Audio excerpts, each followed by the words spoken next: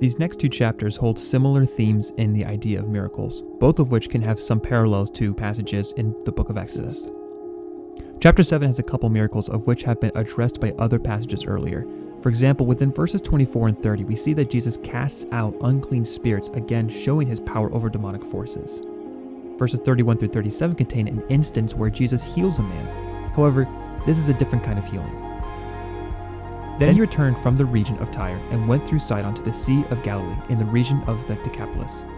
And they brought to him a man who was deaf and had a speech impediment, and they begged him to lay his hands on him. And taking him aside from the crowd privately, he put his fingers into his ears, and after spitting, touched his tongue.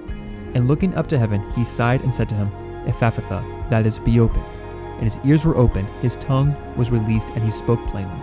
And Jesus charged them to tell no one. But the more he charged them, the more zealously they proclaimed it. And they were astonished beyond measure, saying, He has done all things well. He even makes the deaf hear and the mute speak. This is not just some sickness. This was a man who had not been able to hear. This is something that everyone would be aware of if they interacted with this man or if they knew someone who had interacted with him. What we see is that Jesus is able to bring him the ability to hear. In the book of Exodus, we see God telling Moses, Who has made man's mouth? Who makes him mute or deaf or seeing or blind? Is it not I, the Lord?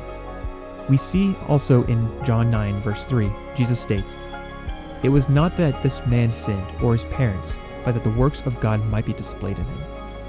With these passages in mind, as well as the previous chapters, we can see that this is part of the continuous thought and demonstration of the deity of Christ.